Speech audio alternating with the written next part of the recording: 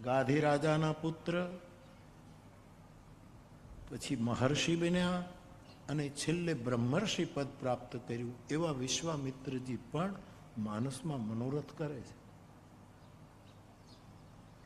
રામ લક્ષ્મણને તેડવા માટે જાય છે ત્યારે રસ્તામાં મનોરથ કરતા કરતા જાતને લાગી બાર કરી મજ્જન સરજુ ચલ ગયે ભૂપ. વિશ્વામિત્રજી મનોરથ કરે છે. જેના આપણે સંતાનો છીએ મનુ અને શત્રુપાના, જેના ઉપરથી આપણે મનુ જ બન્યા, મનુમાંથી આપણે જન્મ્યા છીએ એટલે મનુ જ છીએ. એવા સ્વયંભૂ મનુ અને શત્રુપા પણ નૈમિષારણ્ય તીર્થમાં ગોમતી નદીના તટ પર મનોરથો કરે છે. યદ્યપિ સંકોચ પણ અનુભવે છે કે કહેવું મનોરથ કે ન કહેવું, સુગમ કે અગમ, આવા અવઢવમાં એ છે. પરમ વૈષ્ણવ લંકાનો આટલો મોટો જાપતો, છતાંય પોતાના આંગણામાં તુલસીનો ક્યારો રાખનારો અને દિવાલ ઉપર રામ નામ અંકિત કરનારો અને ભોગ ભવનથી હરિ મંદિરને જુદું પાડનારો એવો વિભીષણ રામને શરણે જાય છે ત્યારે પણ મનોરથ એના મનમાં છે. એટલું જ નહીં, મા પાર્વતીને પણ શિવ પાછા પ્રાપ્ત થાય એવો ભાવ છે.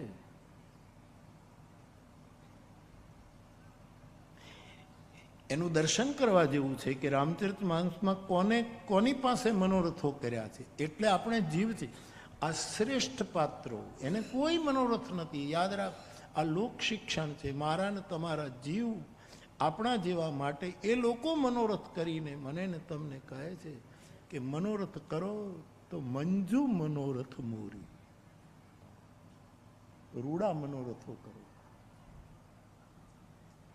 બાલકાંડમાં લખ્યું છે બિબુધ વિપ્ર બુધ ગ્રહ ચરણ બંદી કહું કરજો. તુલસીદાસજી સ્વયં મનોરથ કરે છે, જેને મેં પરમહંસ કહ્યા. પાહન હિય મેં કોણ પ્રેમ પ્રગટાવતો, જો પેય તુલસી રામાયણ ન ગાવતો. પથ્થર જેવા હૈયામાં કોણ પ્રેમનું પૂર લાવત જો તુલસીદાસજીએ રામચરિત માનસ ન ગાયું હોત. તો આવા બુદ્ધ પુરુષ, એને મનોરથ છે. કોની પાસે એ મનોરથ કરી રહ્યા છે? માનવ વિભૂત દેવતાઓ પાસે.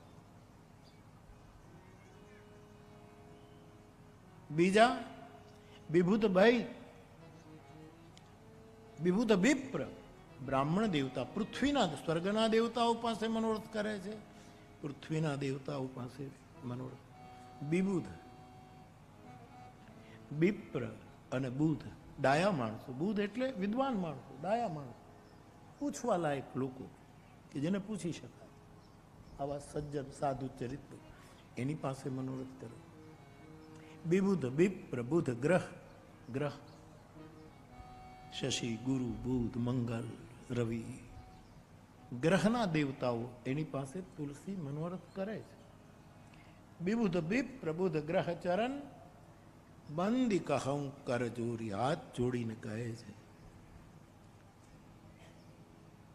પૂર્વમ સકલ મનોરથ મંજુ મનોરથ મોરી. આપ મારા ઉજ્જવળ, મારા જે કરી શકાય એવા પવિત્ર મનોરથોને પૂરા કરજો. આવું છે.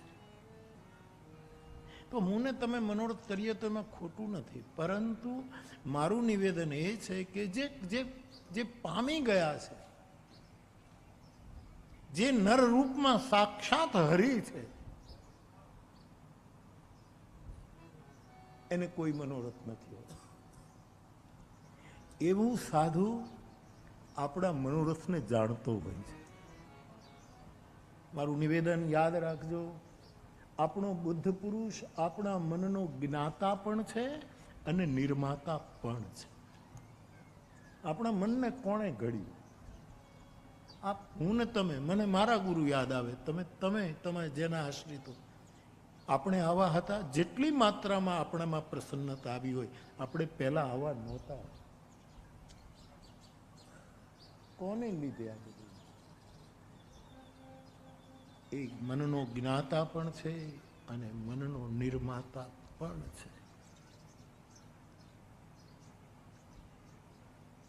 તો આપણો બુદ્ધ પુરુષ આપણા મનોરથો જાણે છે, આપણે માંગવું નહીં પડે, એ આપણા પરમ હિતમાં એને પૂરા કરે. પણ કેવા મનોરથો? મંજુ મનોરથ. અને મંજુ મનોરથ એટલે કયા?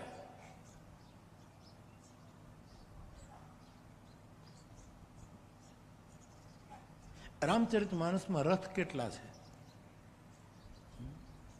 એક તો સુપ્રસિદ્ધ રથ મહારાજ દશરથજીનો રથ, જે 10 દિશાઓમાં યાત્રા કરી શકતો હતો. એ દશરથ 10 દિશામાં એ રથ જતો. એટલું જ નહીં, પાતાળમાં પણ જઈ શકતો હતો અને એ રથમાં બેસીને મારા મહારાજા દશરથજી સ્વર્ગમાં પણ જઈ શકતા. એક તો દશરથ. બીજો રથ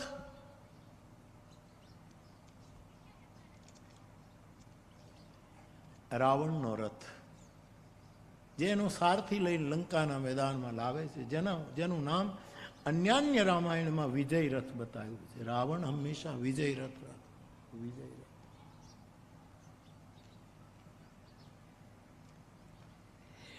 ત્રીજો રથ, યદ્યપિ માનસમાં કથા નથી, રામાયણ શતકોટી છે. વિશ્વામિત્રજી એવું બોલ્યા છે, ચરિતમ રઘુનાથસ્ય શતકોટી પ્રવિસ્તરમ.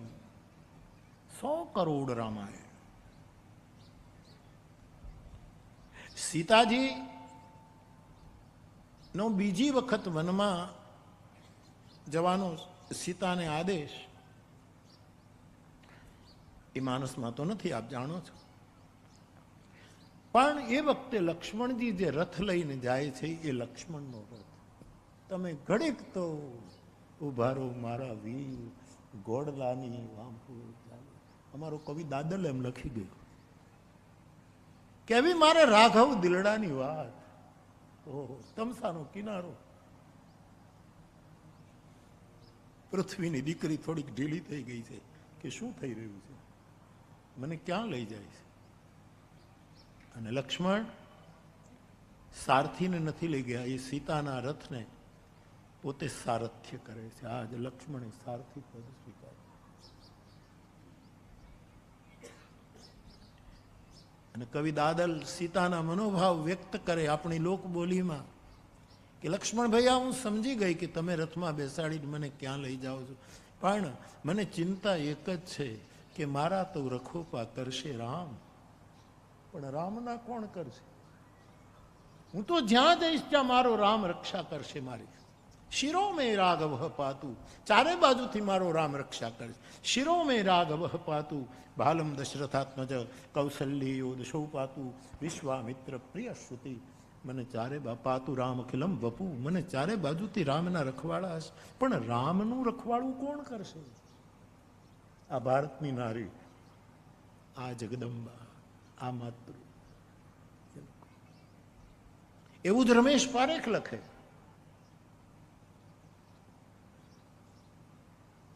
રમેશ એમ કહે કે ગઢને હોકારો તો કાંગરાઈ દેશે, પણ ગઢમાં હોકારો કોણ દેશે? રાણા, તું કહીશ કે ભાઈ પાણી લાવો તો કોણ હોકારો દેશે? તે દિવસે તો મીરા છે તો બધું થતું હતું, પછી તારું કોણ ધ્યાન રાખશે? ગઢને હોકારા તો કાંગરાઈ દેશે, પણ ગઢમાં હોકારો કોણ દેશે? રાણાજી, હવે તારો મેવાડ મીરા છોડશે. કારણ આગે આગેથી એને આવ્યા છે. ક્યાં રાજસ્થાન, ક્યાં મારો દ્વારકા વાળો? એને દ્વારકાથી ક્યાં આવ્યું છે? વાયક આવ્યું છે, નિમંત્રણ આવ્યું છે. વાયક શબ્દ ખાસ કરીને કચ્છની ભાષામાં વાયક, અહીંયા વાયકની પ્રથા રહી. જેસલ, તોરલ, આ બધા વાયકના માણસો છે.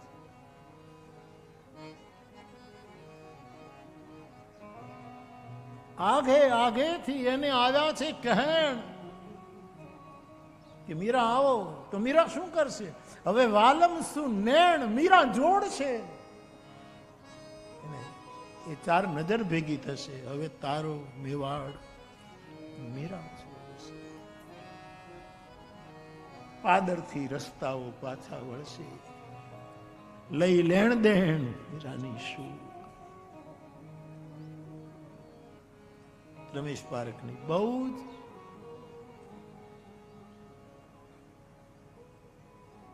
સગર્ભા કવિતા હરીશભાઈ કમ્પોઝ કરી. થઈ કે હવે હું સમાધિ લઈ લઉં,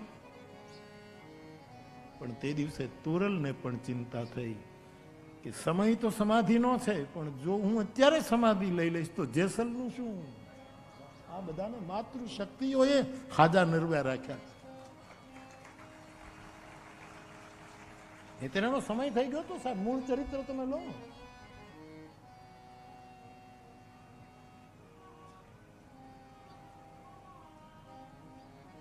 એ ઉપાધિમાં રહીને હું સમાધિમાં રહું એવો અમારો નાતો નથી. અને એ સ્ટેજે જેસલને તોરલ લઈ ગયા, અને પછી જેસલની એ સ્થિતિ થઈ ત્યારે જેસલ પોતે બોલ્યા છે કે છેલ્લી વારની સતી હવે મને ગાયત્રી સંભળાવો. હું બેહું છું જમીનમાં, આ ખાડો ખોદાઈ ગયો છે, મને છેલ્લી વારની ગાયત્રીનો ઉચ્ચાર કરો. અને આમાં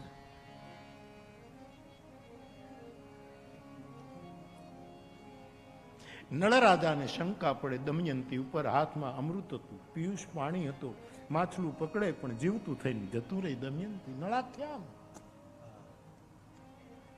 અને નળને શંકા પડે, મારી સાથે વનમાં તો આવી છે પણ પેટ ભરી છે, ભૂખાવડી છે, એનો કોઈ દોષ નહોતો, માછલું જીવતું થઈ જાય. હાથ અડાયતા મારા દેશની નારીઓ ભલભલાને જીવતા કરી દેતી હતી. સાહેબ, આ ભારતનું ગૌરવ. એવી આ રમેતી વહાં બેઠી છે અહીંયા, હાથ રે અડ્યો ને કાયા થઈ એમ નહીં. અરે હાથે ન અડાવવો પડે. રામાયણમાં લખ્યું છે મૃતક જીયાવની ગુરા સુહાઈ. આમ અવાજ આવે છે માણસ જીવતો થઈ જાય. બાપુ આવું છું, હું આવું છું, વાત પૂરી.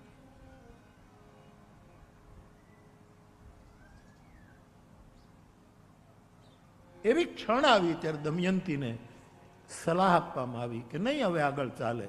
ત્યારે દમયંતી કીધું ચાલે કે ન ચાલે, નળને આમ મૂકી ન દેવાય, નળને મૂકી ન દેવાય.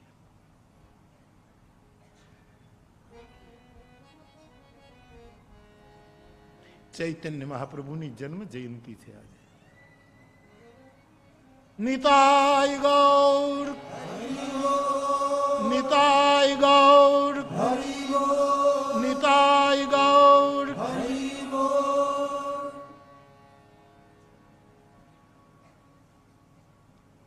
શશી માતા ચૈતન્ય મહાપ્રભુની માં, એમની પાસે જઈને આંખમાં આંસુ સાથે, ચૈતન્ય બહુ રૂપાળા હતા, ચૈતન્ય મહાપ્રભુ બહુ રૂપાળા, અને કીધું કે માં મારે ભેખ લેવો છે.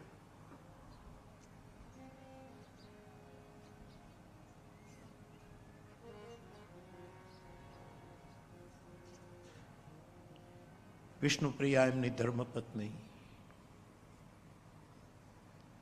અને રંગ લાગ્યો છે કૃષ્ણનો રંગ લાગ્યો છે. હવે આને રોકાવી શકાય એમ છે નહીં. અને એ પુત્રવધુ અને એ સાસુ બંને નક્કી કરે છે કે આપણે જો જીદ કરશું તો કંઈક બીજું પરિણામ આવશે.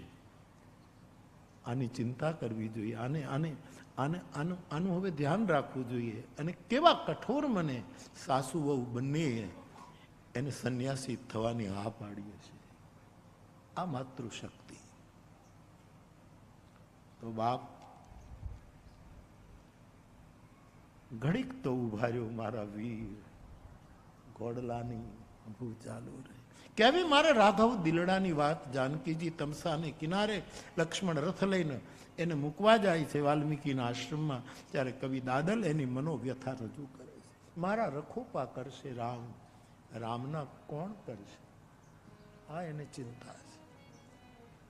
ત્યાં એક રથ છે જે લક્ષ્મણ રથ છે, જેનો સારથી સ્વયં લક્ષ્મણ છે. તો એક દશરથનો રથ જે દશે દિશામાં સ્વર્ગ પાતાળમાં જાય, એક રાવણનો રથ જે વિજય રથ, એ પણ બધી જગ્યાએ ગતિ કરતો.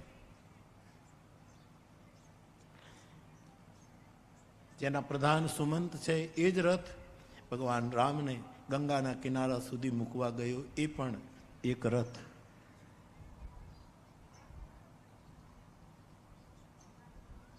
લંકાના રણ મેદાનમાં ભગવાન રામને ખુલ્લા પગે જોયા અને રાવણને રથ ઉપર જોયા ત્યારે વિભીષણ વિષાદ યોગમાં ડૂબે છે અને ભગવાનને કહ્યું, પ્રભુ રાવણ રથી બિરથ રઘુવીરા, રાવણ રથમાં અને તમે રથ વગર આને કેમ જીતાશે? ત્યારે મારા ઠાકોરજીએ ત્યાં એક ધર્મ રથ ઊભો કર્યો. એ એક ધર્મ રથ. મહાભારતમાં જાઓ તો કેટલા રથ? મારે 2-3 જ કહેવા છે મુખ્ય મુખ્ય. આ તો આખું રથ પહેલું હતું. પણ થોડુંક ગમે તે રીતે પણ વચનમાં ચૂક થઈ અને જે રથ 4 આંગળ ઊંચો રહેતો હતો એ ધરતી પર બેસી ગયો, એવો ધર્મરાજનો રથ. જે રથના સારથી કૃષ્ણ બન્યા અને ભગવાન કૃષ્ણને અર્જુન કહે કે સેનાની મધ્યમાં મારા રથને સ્થાપિત કરો, મારે જોવું છે કે મારે કોની સાથે લડવાનું છે અને કોણ કોણ આવ્યા છે એનું જરાક મારે નિરીક્ષણ કરવું છે. તમે સ્થાપ એ જેનો સારથી કૃષ્ણ, એ અર્જુનનો રથ. મારે નામ લેવું જ જોઈએ.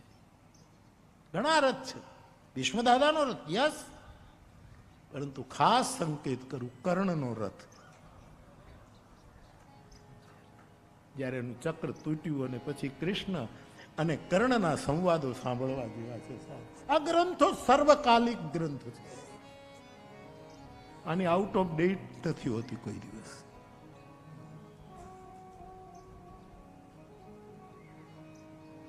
કર્ણનો રથ, રશ્મિ રથી.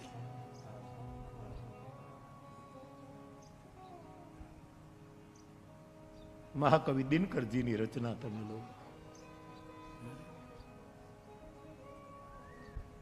એ રથ મારે કહેવું છે એક બુદ્ધનો રથ. સારથી રથ લઈને બુદ્ધને લઈ જાય છે. વૃદ્ધ માણસને જોયો, એક મૃતકને જોયો, એક રોગીને જોયો અને બુદ્ધને વૈરાગ આવ્યો.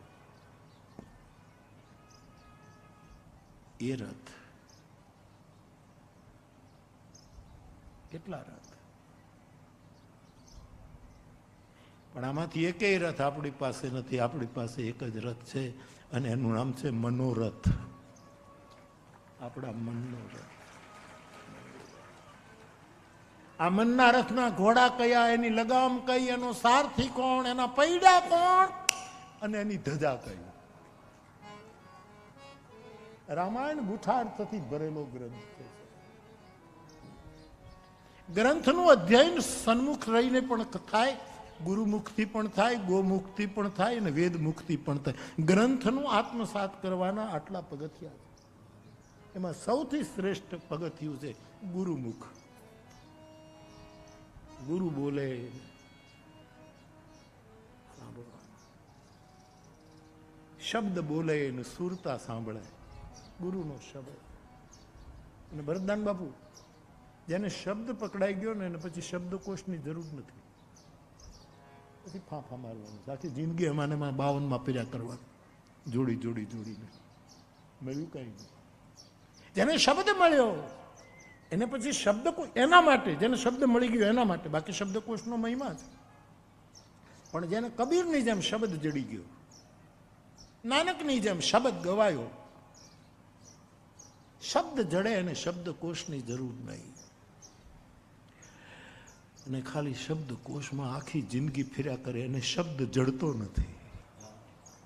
શબ્દ શબ્દ.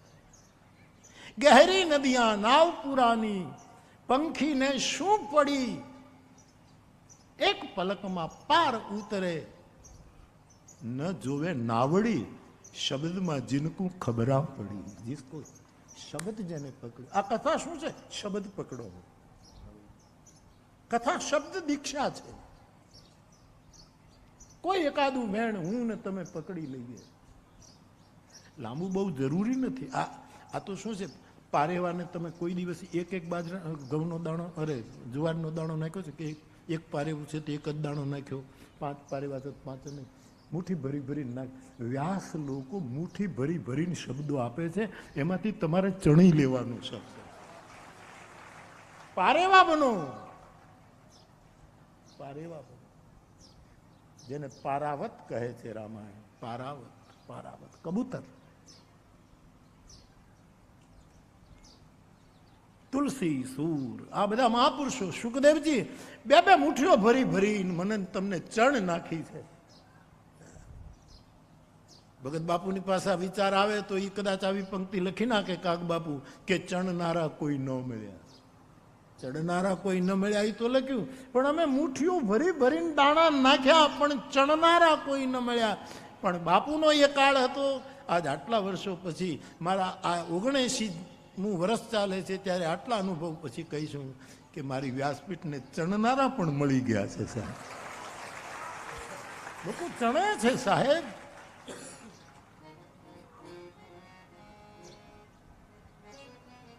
એટલે શરીરને ઉંમર થાય એટલે ઉર્જા તો ઘટે, પણ ઉત્સાહ ન ઘટવો જોઈએ.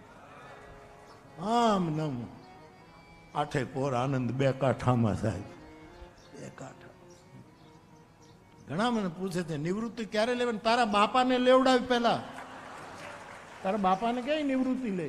હું નિવૃત્ત થવા માટે જન્મ્યા જ નથી. જન્મ જન્મ પ્રવૃત્ત, અને મારી પ્રવૃત્તિ એટલે રામકથા.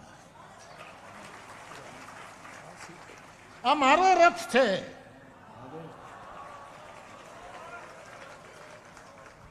આ મારો રથ છે. સારથી હંમેશા આગળ બેઠો હોય, રથી પાછળ બેઠો હોય. હું રથી છું એવો મારો કહેવાનો ભાવ નથી, પણ રૂપક સમજાવવા માટે હું પાછળ બેઠો છું. મારો સારથી મારી રામકથા છે. એ મને જ્યાં લઈ જાય ત્યાં. આ રથ ક્યારેક રવેચીમાના આંગણામાં આવે, આ રથ ક્યારેક ધોળાવીરા આવે, આ ક્યારેક વ્રજવાણી આવે, આ ક્યારેક મુંદ્રા આવે, આ ક્યારેક માંડવી આવે, આ ક્યારેક ભુજ આવે, આ 90% પાછું કચ્છ.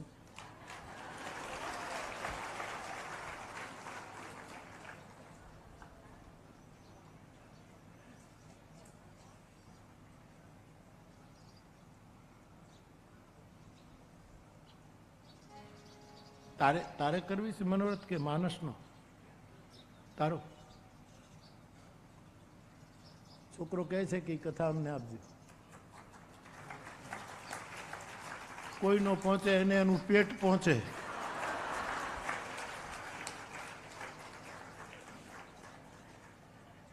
હોળીનું કાંઈક તો આપવું હોય ને. દીધી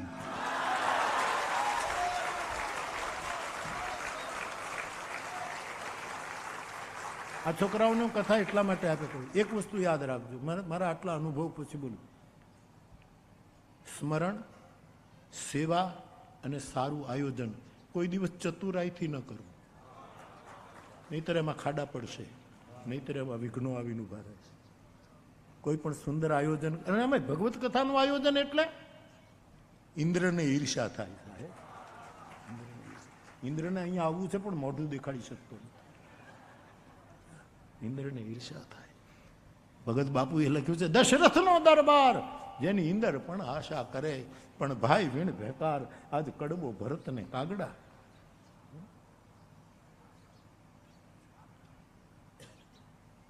હું એટલા માટે એ લોકો માંગેનું આપ્યા કરું છું કથા.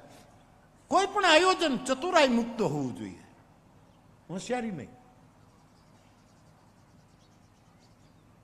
તો તમારું બધા પાખા હરખા પડે. બીજું સ્મરણ, ભજનમાં ચતુરાઈ ન કરવી. અને ત્રીજું, કોઈની સેવા કરીએ એમાં હોશિયારી ન કરવી. સેવા, સુઆયોજન અને પ્રભુનું સ્મરણ. તુલસી ના પાડે છે, મન ક્રમ બચન છાંડી ચતુરાઈ ભજત કૃપા કરી હૈ રઘુરાઈ. મેં કેટલાય આયોજનો એવા જોઈએ જેમાં બુદ્ધિ હોશિયારી જ કરી હોય, લોકોએ હોશિયારી જ કરી હોય. કોને આગળ બેસવા દેવા, કોને ન બેસવા દેવા, કોના ઉપર ખાર રાખવો, કોને તોડી નાખવા, કોને ભાંગી નાખવા, કોના બદલા લેવા, આટલા માટે જ આયોજનો કરતા હોય છે. રાંદલ તેડી લો ને, માતાજીના ઘરમાં બેહણા કરાવી દો ને, આટલી મોટી કથા કરવાની કાંઈ જરૂર નથી. 2 લોટાના, ડબલ લોટાના રાંદેલ બેહાડો. શું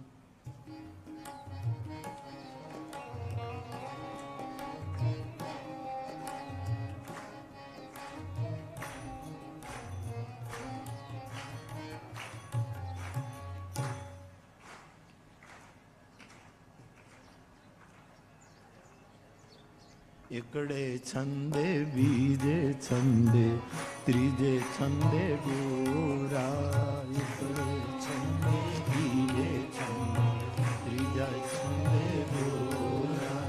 ચોથે છંદે રમે રાણી રાંદલ ગોરા. ચોથે છંદે રમે રાણી રાંદલમાં સૂર્યપત્ની. આપણા નાના નાના સત્કર્મો કેટલા શ્રદ્ધાથી થતા હોય છે. પછી એમાં થોડુંક જે કંઈ બીજું આવતું હોય એ કદાચ આપણને ન બહુ ફાવે, પણ એ સત્કર્મ તો કુંવારી કન્યાઓને ગૌરણી કરી કરીને એની પૂજા થતી હોય છે. આ એક નાના નાના આયોજન છે. આયોજનમાં હોશિયારી ન કરવી એ ધ્યાન. ભજનમાં હોશિયારી નહીં. ભજન તો હોશિયારી ભૂલી જવા માટે છે. ચતુરાઈ ચૂલે પડો તુલસીનો નામે ચડેલો દોહો. ચતુરાઈ ચૂલે પડો ને ધીક પડો આચાર. આચાર એ આચાર ને ધીક છે. ચતુરાઈ ચૂલામાં જાઓ, ચતુરાઈ ચૂલે પડો, ધીક પડ્યો તુલસી હરિભક્તિ વિના. પછી કોઈ પણ માણસ હોય એ નિમ્ન છે. હું શબ્દ નથી બોલતો, કારણ કે એ વાત પૂરી થઈ ગઈ. હવે કોઈ નીચ નહીં. હવે કોણ નીચ? બીજાને નીચો સમજે એ જ નીચ. બીજાને હલકો સમજે એના જેવો હલકો જગતમાં કોઈ નથી. અને બીજાને ન અડાય એવી વાતો કરે એને કોઈ દી અડતા નહીં. ગંગાય પવિત્ર નહીં કરી શકે. એ બધું ગયું. આમ તો 1400, 1200, 1300 વર્ષ પહેલા જગતગુરુ શંકરાચાર્ય કહી દીધેલું, નમે જાતિ ભેદ. જગતગુરુ આદિ શંકર કહે મને કોઈ જાતિ ભેદ નહીં. અને કદાચ હું આ સાહસ કરું છું એ વખતમાં, અને કદાચ મને કોઈ મારી નાખે તો નમે મૃત્યુ શંકા. મને મૃત્યુ ઉપર કોઈ શંકા, મૃત્યુ ધ્રુવ છે. નમે મૃત્યુ શંકા, નમે જાતિ ભેદ. પિતા નૈવ મેં નૈવ માતા જન્મ ન બંધુર ન મિત્રમ ગુરોર નૈવ શિષ્ય ચિદાનંદ રૂપ શિવોહમ. શિવો અહમ, હું કોણ છું? શંકરાચાર્ય કહે અહમ નિર્વિકલ્પો. અહમ નિર્વિકલ્પો નિરાકાર રૂપો વિભુર વ્યાપ સર્વત્ર સર્વેન્દ્રિયાણામ સદા મેં, દેખો સદા મેં સમત્વમ સમ સર્વેષુ ભૂતેષુ.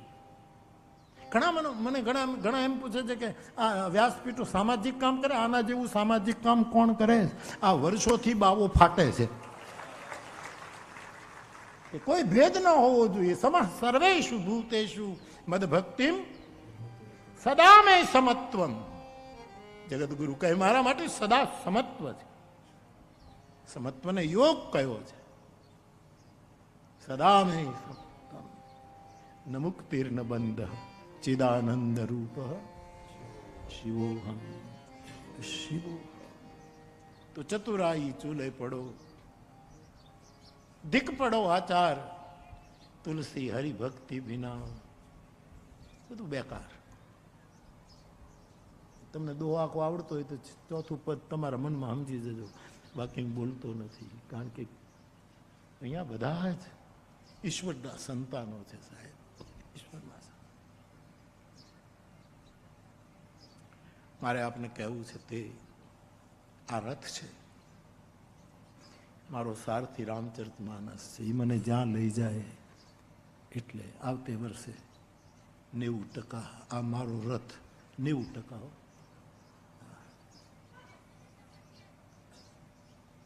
કોટેશ્વર અને નારાયણ સરોવરની વચ્ચે બેનું ભાગવું, બંનેની કથા. નારાયણ સરોવર હું ગયો હતો વચ્ચે હમણાં ઘણો સમય થયો, ત્યારે મેં જોયું જગ્યા, મને છે ને પ્લોટ જોવું એટલે કથા જ ના જ વિચાર આવે. ખાલી પ્લોટ જોયો નથી, મને વિચાર આવ્યો નથી. અને આ બધા વેપારીઓ છે ને પ્રવીણ ને એ બધા, એ પ્લોટ જોવે તો એમ થાય કે બિલ્ડિંગ બાંધવા જેવો છે. આમાં એક આપણે એવું કરીએ,